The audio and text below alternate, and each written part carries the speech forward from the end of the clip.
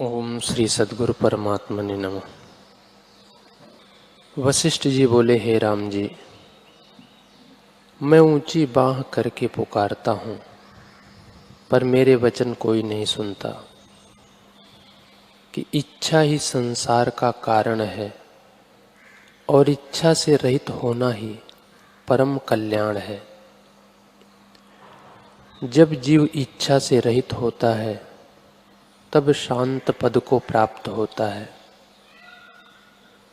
निरीक्षित होने पर आत्मा ही भासित होता है, जो आनंद रूप सम और अद्वैत है। उसमें जगत का अभाव है।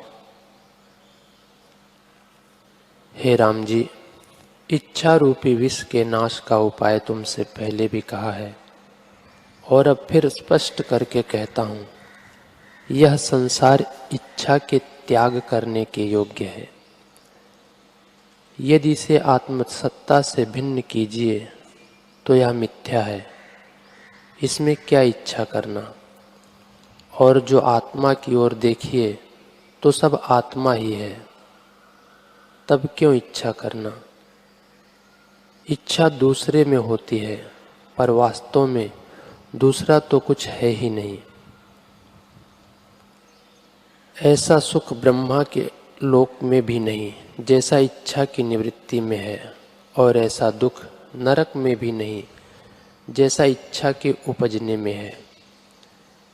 इच्छा के नाश का नाम मोक्ष है और इच्छा के उपजने का नाम बंधन है।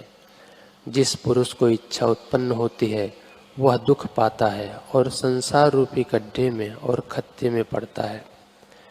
इसका एक विष की बेल, इच्छा एक विष की बेल है। उसको समता रूपी अग्नि से जलाओ। सम्यक दर्शन से जलाए बिना वह बड़ा दुख देगी और बढ़ती जाएगी। हे राम जी, जिस पुरुष ने इच्छा को दूर करने का उपाय नहीं किया उसने अंधे कूप में प्रवेश किया है। शास्त्र का श्रवण और तप, दान, यज्ञ इसी निमित्त है कि किसी प्रकार से इच्छा निवृत्त हो। जो एक बार की निवृत्त न कर सको तो धीरे धीरे निवृत्त करो। हे राम जी, यह विष की बेल बढ़कर दुख देती है। जो पुरुष शास्त्रों को पढ़ता और इच्छा को बढ़ाता है वह मानो दीपक हाथ में लेकर कूप में गिरता है।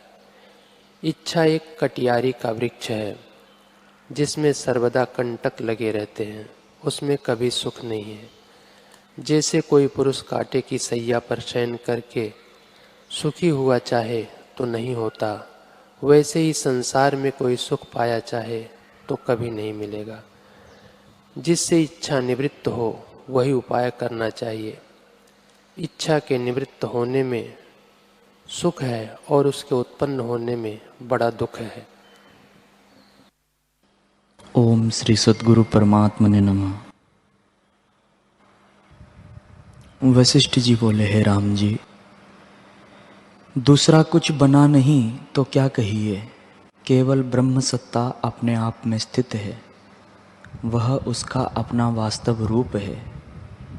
जब उसका साक्षात्कार होता है तब अहम रूप भ्रम मिट जाता है। जैसे सूर्य के उदय होने पर अंधकार का अभाव हो जाता है, वैसे ही आत्मा का साक्षात्कार होने पर अनात्म अभिमान रूपी अंधकार का अभाव हो जाता है और परम निर्वाण होता है। उसको एक और दो भी नहीं कह सकते। वह केवल शांत रूप परम शिव है।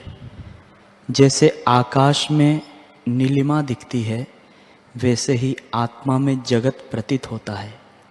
हे राम जी, जिन्होंने ऐसे निश्चय किया है उनको इच्छा अनिच्छा दोनों तुल्य है। तो भी मेरा निश्चय यह है कि इच्छा के त्याग में सुख है। जिसकी इच्छा दिन दिन घटती जाए और आत्मा की ओर आवे उसको ज्ञानवान मोक्ष भागी कहते हैं। क्योंकि संसार ब्रह्म से सिद्ध है और अपनी ही कल्पना जगत रूप होकर दिखती है। विचार करने से कुछ नहीं निकलता। संसार के उदय होने से आत्मा को कुछ आनंद नहीं और नाश होने से खेद नहीं होता, क्योंकि वह भिन्न नहीं है। जैसे समुद्र में तरंग उपजते हैं और मिटते हैं, तो जल को हर्ष या शोक कुछ नहीं होता, क्योंकि वे जल से भिन्न नहीं हैं। वैसे ही संपूर्ण जगत ब्रह्म स्वरूप है, तब इच्छा क्या और अनिच्छा क्या। ओम श्री सद्गुरु परमात्मने नमः। कुंभज बोले, हे राजन, जब अंतःकरण मलिन होता है तब संतों के वचन नहीं लगते, और जब अंतःकरण शुद्ध होता है तब संतों के वचन लगते हैं।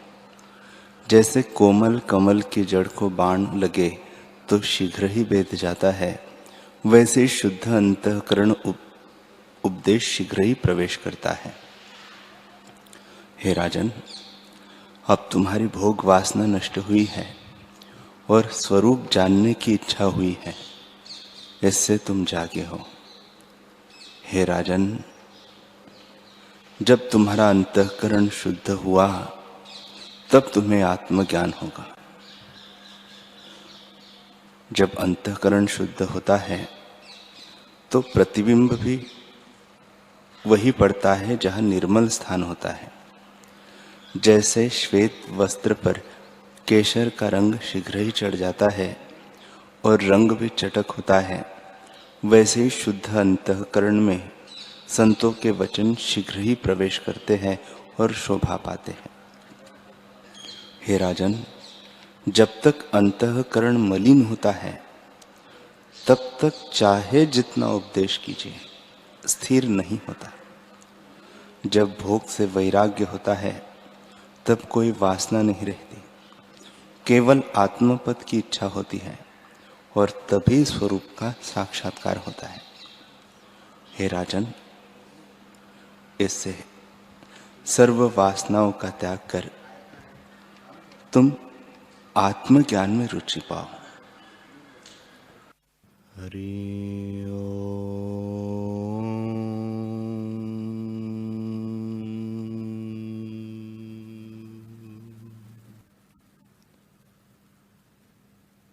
हरि ओम।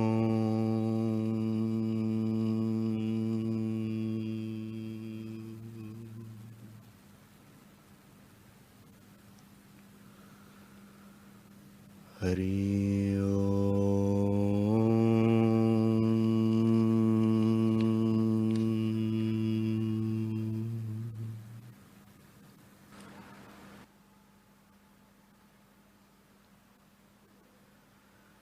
गुरुर्ब्रह्मा गुरुर्विष्णु गुरुर्देवो महेश्वरः, गुरुर्साक्षात् परब्रह्म तस्मै श्री गुरवे नमः। श्री योग वशिष्ठ महारामायण निर्वाण प्रकरण सर्ग 227।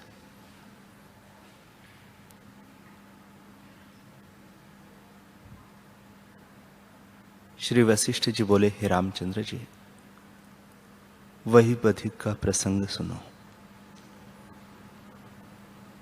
मुनीश्वर बोले, हे बधिक, जब मैंने उस पुरुष के चित्त में प्राण मार्ग से प्रवेश किया तब देखा उसके प्राण रोके गए हैं और अन्न से जो जागृत नाड़ी फुर्ती थी वह भी रोकी गई है, क्योंकि अन्न पचा न था, इस कारण वह सुषुप्ति में था।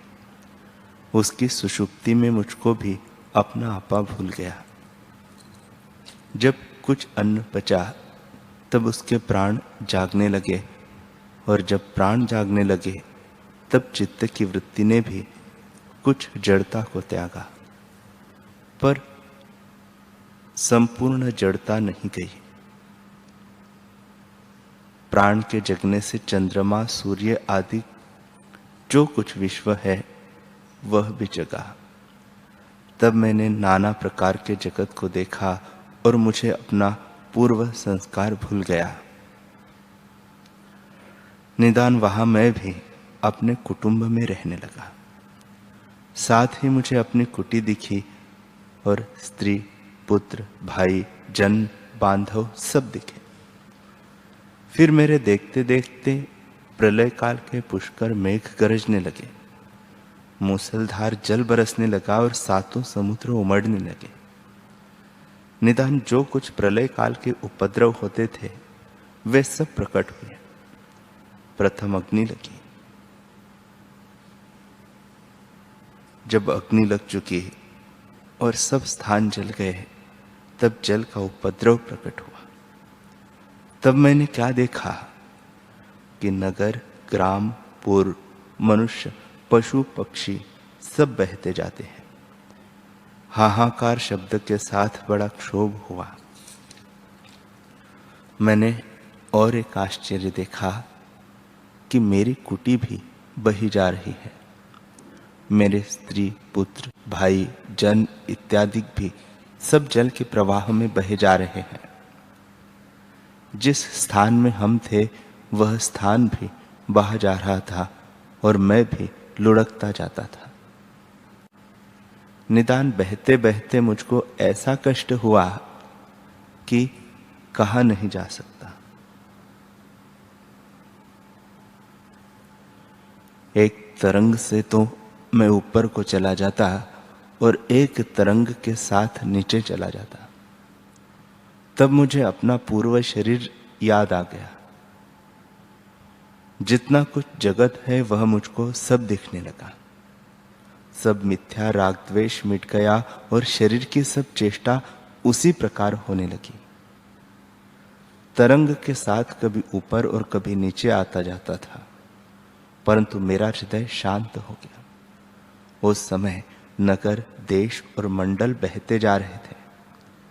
त्रिनेत्र सदाशिव और विद्याधर, गंधर्व, यक्ष, किन्नर, सिद्ध आदि सब बहते जा रहे थे। अष्टदल कमल की पंखुड़ी पर बैठे ब्रह्मा जी और इंद्र, कुबेर और विष्णु भी अपनी अपनी पुरियों सहित बहते जा रहे थे। पहाड़, द्वीप, लोकपाल भी बहते जा रहे थे। सब पातालवासी प्रलय के जल में बहते जा रहे थे। यम भी अपने वाहन सहित बहते जा रहे थे। किसी में ऐसी सामर्थ्य न थी कि किसी को कोई निकाले, क्योंकि आप ही सब बहते जा रहे थे और डूबते और गोते खाते थे। बड़े ऐश्वर्यशाली देवता भी बहे जा रहे थे। जो संसार सुख के लिए यत्न करते हैं वे महामूर्ख हैं। लोग जिनके लिए यत्न करते हैं वे सुख और सुख के देने वाले सब बहते जा रहे थे। वैसे ही सब ऋषीश्वर भी बहते जा रहे थे। हे बधिक, मैंने इस प्रकार उसके स्वप्न में महाप्रलय होते देखा। बधिक ने पूछा, हे मुनीश्वर, यह महाप्रलय तुमने कहा कि उसमें ब्रह्मादिक भी बहते जा रहे थे, परंतु ब्रह्मा, विष्णु, रुद्रादिक तो स्वतंत्र ईश्वर है। वे परतंत्र हुए बहते जाते तुमने कैसे देखे? वे अंतर्धान क्यों न हुए? मुनीश्वर बोले, हे बधिक, यह जो प्रलय हुआ सो क्रम से नहीं हुआ।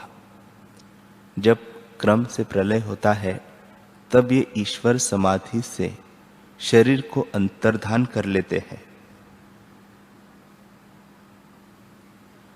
परंतु यहां तो अंतर्धान होने से पहले जल चढ़ गया। इसका कुछ नियम नहीं, क्योंकि यह जगत भ्रमरूप है। इसमें क्या आस्था करनी है? स्वप्न में क्या नहीं बनता, और स्वप्न भ्रांति से विपर्य भी होते हैं, इसलिए उनको बहते देखा। व्याध ने पूछा, हे मुनीश्वर, जब वह स्वप्न भ्रम था तो उसका वर्णन क्यों किया? मुनीश्वर बोले, हे बधिक, तुझसे इस समानता का अर्थ कहता हूं।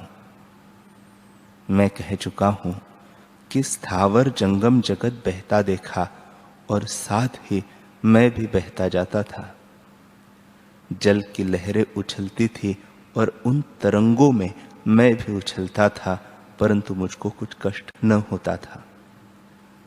निदान में बहता बहता एक किनारे पर जा लगा।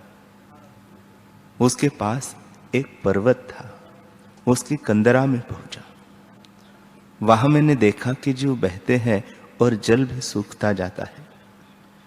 जल के सूखने से कीचड़ हो गई। किसी जगह जल रहा, उसमें कोई डूबते दिखते थे। कहीं ब्रह्मा के हंस, कहीं यम के वाहन और कहीं विष्णु के वाहन कीचड़ में पहाड़ किनारे डूबते देख पड़ते थे। कहीं इंद्र के हाथी और विद्याधर आदि वाहन कीचड़ में धसे देख पड़े। देवता, सिद्ध, गंधर्व, लोकपाल भी देखे। इससे मुझे आश्चर्य हुआ। हे बधिक, इस प्रकार देखता हुआ जब मैं पहाड़ की कंदरा में सो गया, तब मुझको अपने संवित में स्वप्न आया। उसमें मैंने चंद्रमा, सूर्य आदि नाना प्रकार के भूत जलते देखे, नगर और पर्वत जलते देखे और जगत बड़े खेत को प्राप्त हुआ देखा। जब रात्रि हुई तो वह सोया हुआ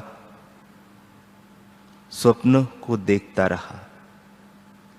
दूसरे दिन फिर मैंने अपने जगत को देखा। सूर्य, चंद्रमा, देश, नदियां, समुद्र, मनुष्य, देवता, पशु, पक्षी नाना प्रकार की क्रिया करते देख पड़ने लगे। मैंने अपना 16 वर्ष का शरीर देखा। मुझे अपने पिता और माता देख पड़े। उनको देख मैंने पिता और माता जाना और उन्होंने मुझको अपना पुत्र जाना। निदान स्त्री, कुटुंब, बांधव समस्त मुझको देख पड़े। मैं बोध से रहित और तृष्णा सहित था। इससे मुझ में अहम मम का अभिमान जगा। मैंने एक ग्राम में, जहां मेरा गृह था, ईंट और काष्ठ संग्रह करके एक कुटी बनाई।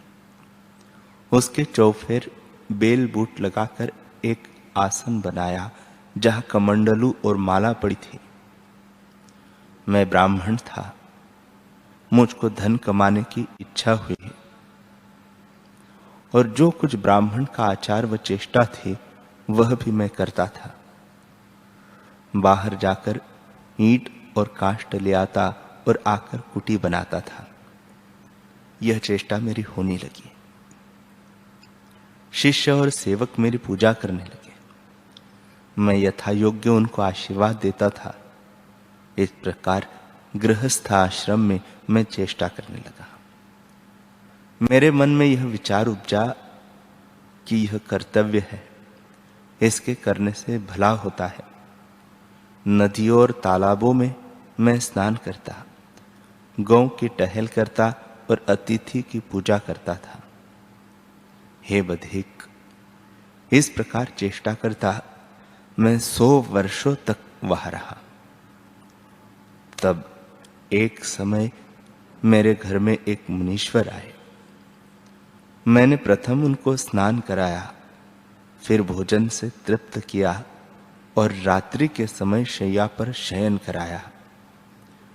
इस प्रकार उनकी सेवा कर रात्रि को हम वार्ता चर्चा करने लगे।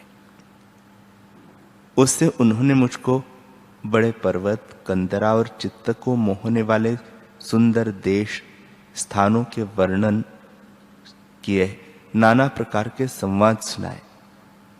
वह कहने लगे कि हे ब्राह्मण, जितने सुंदर स्थानों का हाल और समाचार तुमको सुनाया है, उन सब में सार एक चिन्मात्र रूप है। इससे सब चिन्मात्र रूप है। सब जगत उसका चमत्कार और आभास यानी किंचन है। उससे कोई वस्तु भिन्न नहीं। ऐसे हे ब्राह्मण, उसी सत्ता को ग्रहण करो जो सबका अनुभव और परमानंद स्वरूप है।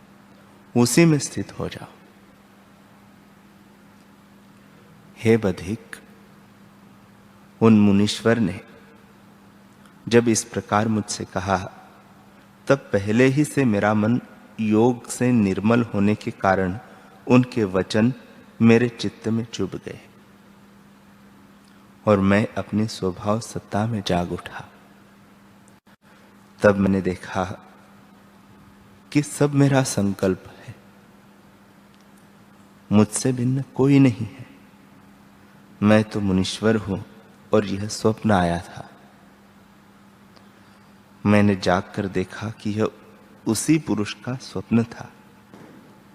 तब मेरे मन में आया कि किसी प्रकार इसके चित्त से बाहर निकलूं और अपने शरीर में प्रवेश करूं।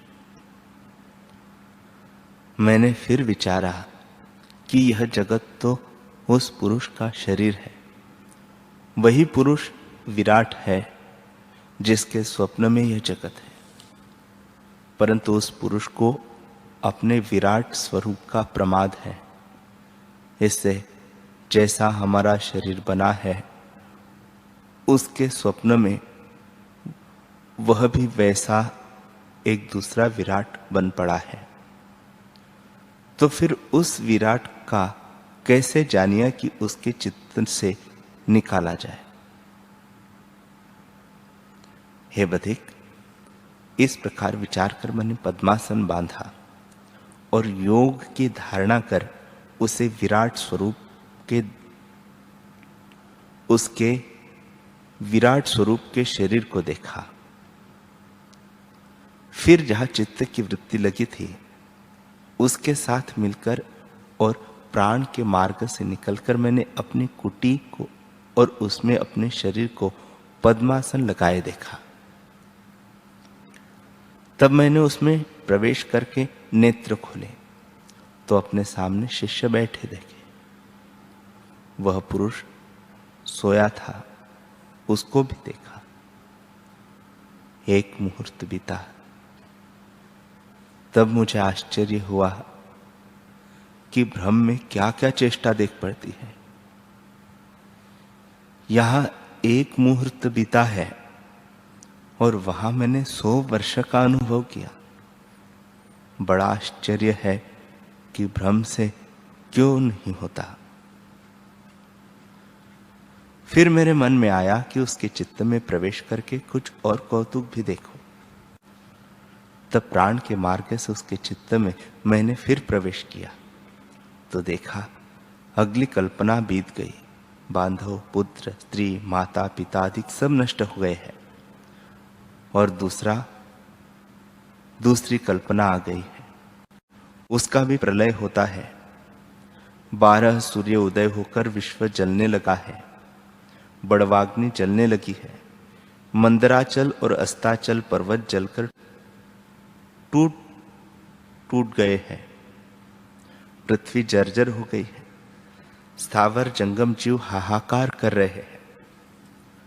बिजली चमकती है। तब बड़ा क्षोभ हुआ।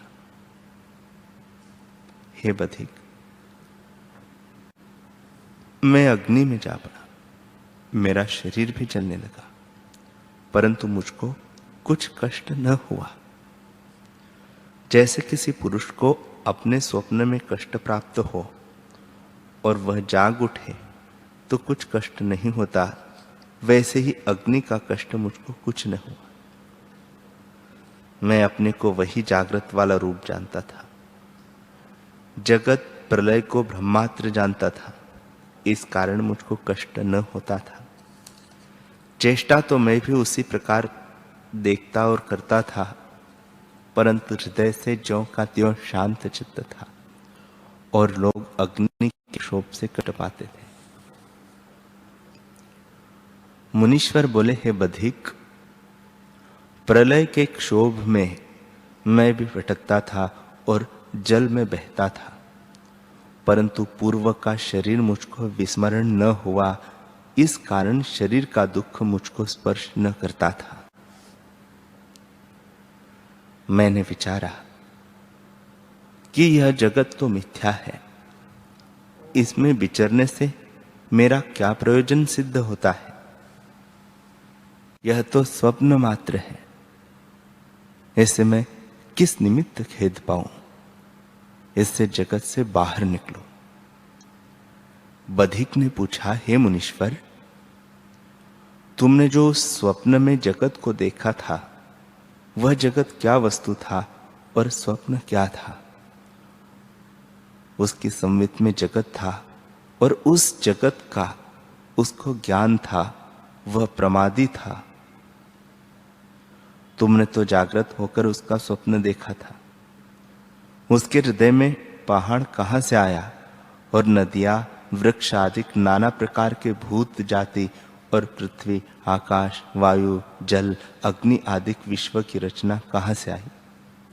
वह सब क्या था? यह मेरा संशय आप दूर करें। जो तुम कहो कि अपने स्वप्न में तुम भी अपनी सृष्टि देखते हो, तो हे भगवान, हमको तो स्वप्न देख पड़ता है, उसे हम अपने स्वरूप के प्रमाद से देखते हैं। पर तुमने जागृत होकर देखा तो कैसे देखा?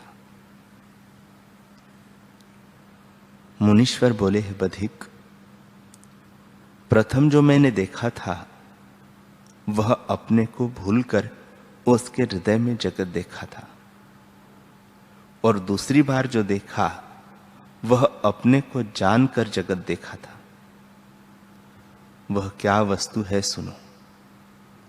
हे बधिक, जो वस्तु कारण से होती है वह सत्य होती है, और जो कारण बिना दिखती है वह मिथ्या होती है।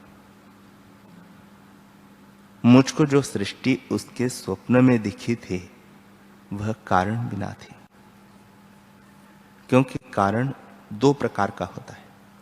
एक निमित्त कारण, जैसे घट का कारण कुम्हार होता है, और दूसरा समवायक कारण, जैसे घट मृत्तिका का होता है। जो दोनों प्रकार से उत्पन्न करे वह कारण कहलाता है। पर आत्मा तो दोनों प्रकार से जगत का कारण नहीं, वह अद्वैत है, ऐसे निमित्त कारण नहीं, और समवाय कारण भी इसलिए नहीं कि अपने स्वरूप से अन्यथा भाव नहीं हुआ। जैसे मृत्तिका के परिणाम से घट होता है, वैसे ही आत्मा का परिणाम जगत नहीं है। आत्मा अच्युत है। वह जगत कारण के बिना भासित हुआ था, इससे ब्रह्मात्र ही था। हे बधिक, वस्तु वही होती है, तो जगत की भ्रांति आत्मा में भासित हुई, इसलिए जगत आत्मरूप हुआ। जब सृष्टि उपजी न थी तब अद्वैत आत्मसत्ता थी। उसमें संवेदन जगने से जगत हुए कि नहीं उदय हुआ, सो क्या हुआ। जैसे सूर्य की किरणों में जल दिखता है तो वह किरण ही जल रूप प्रतीत होती है, वैसे यह जगत आत्मा का आभास है। आत्मा ही जगत रूप होकर भासित होता है। वहां न कोई शरीर था, न कोई हृदय था, न पृथ्वी, जल, वायु, अग्नि, आकाश था, और न उत्पत्ति और प्रलय था, न कोई और था, केवल चिन्मात्र रूप ही था। हे बधिक, ज्ञान दृष्टि से मुझे तो सच्चिदानंद ही भासित होता है। वह शुद्ध और सब दुखों से रहित परमानंद है। जगत भी वही है।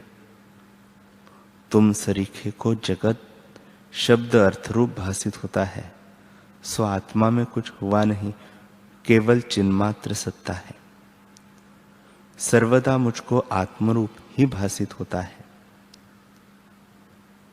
जो तू चाहे कि मुझको भी चिन्मात्र ही भासित हो, तो ऐसा समझ कि सब कल्पना मन से त्यागने पर उसके पीछे जो शेष रहेगा वह आत्मसत्ता है।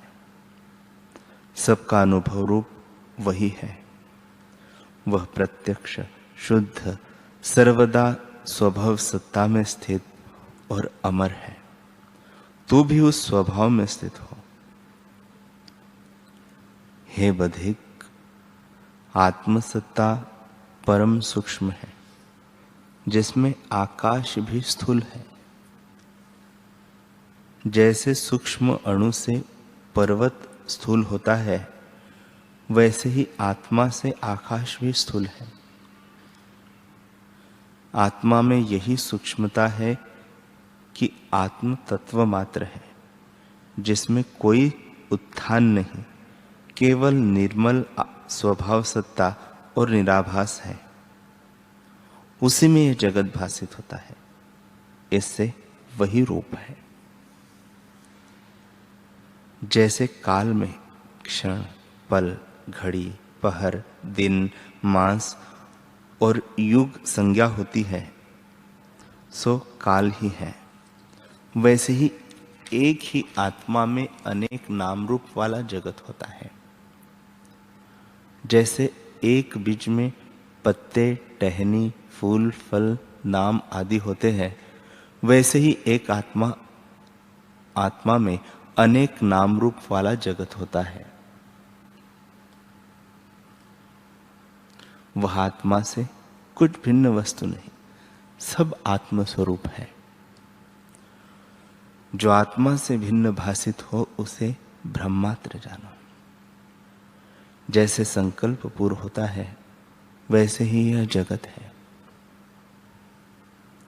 हे बधिक, आत्मा में जगत कुछ बना नहीं, वही आत्मा तेरा अपना अनुभव रूप और परम शुद्ध रूप है।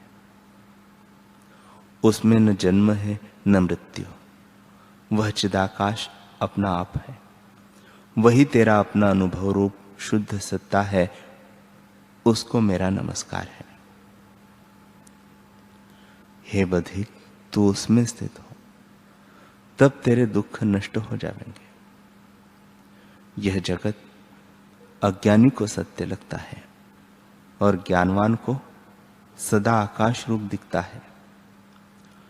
जैसे एक पुरुष सोया हो और एक जागता हो, तो जो सोया है उसको स्वप्न में महल आदि जगत दिखता है, और जो जागता है उसको आकाश रूप है। वैसे ही अज्ञानी को जगत दिखता है और ज्ञानवान को आत्म रूप है। बधिक बोला, हे मुनीश्वर, कुछ लोग कहते हैं कि यह जीव कर्म से होता है, और कुछ कहते हैं कि कर्म के बिना उत्पन्न होता है। इन दोनों में सत्य क्या है? मुनीश्वर बोले, हे बधिक, आदि में जो परमात्मा से ब्रह्मादिक उपजे हैं, वे कर्म से नहीं हुए, वे कर्म बिना ही उत्पन्न हुए हैं। उन्हें न कहीं जन्म है और न कर्म है, वे ब्रह्म स्वरूप ही है। उनका शरीर भी ज्ञान रूप है। वे और अवस्था को नहीं प्राप्त होते। उनको सर्वदा अधिष्ठान आत्मा में अहम प्रतीति है। हे बधिक, सृष्टि के आदि में जो ब्रह्मादिक उपजे हैं, वे ब्रह्म से भिन्न नहीं, और जो अनंत जीव उपजते हैं और जिनका आदि में ही आत्मपद से प्रकट हुआ है, वे ब्रह्म स्वरूप है, ब्रह्म से कुछ भिन्न नहीं। आदि सबका चेतन ब्रह्म स्वयंभू है, परंतु ब्रह्मा, विष्णु, रुद्र आदि को अविद्या ने स्पर्श नहीं किया। वे विद्या रूप है। दूसरे जीव अविद्यावश प्रमाद करके परतंत्र हुए हैं। वे कर्म करके कर्म के वश हुए हैं और संसार में शरीर धारण करते हैं। जब उनको आत्मज्ञान की प्राप्ति होती है, तब वे कर्म के बंधन से मुक्त होकर आत्मपद को पाते हैं। हे बधिक, आदि में जो सृष्टि हुई है, वह कर्म के बिना उपजी है। ये जीव पीछे अज्ञान के वश ही कर्म के अनुसार जन्म मरण को देखते हैं। जैसे स्वप्न की सृष्टि आदि में कर्म के बिना उत्पन्न होती है और पीछे कर्म से उत्पन्न होती है, वैसे ही यह जगत आदि में जीव कर्म के बिना उपजे है और पीछे कर्म के अनुसार जन्म पाते हैं। ब्रह्मादिक के शरीर शुद्ध ज्ञान रूप है। ईश्वर में जीव भाव दिखता है, पर उस काल में भी वह ब्रह्म स्वरूप ही है, क्योंकि उन ईश्वरों के कर्म कोई नहीं, केवल आत्मा ही उनको दिखता है, आत्मा से भिन्न कुछ नहीं।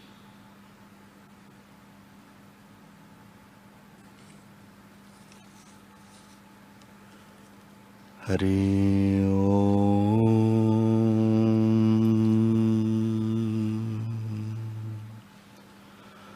हरि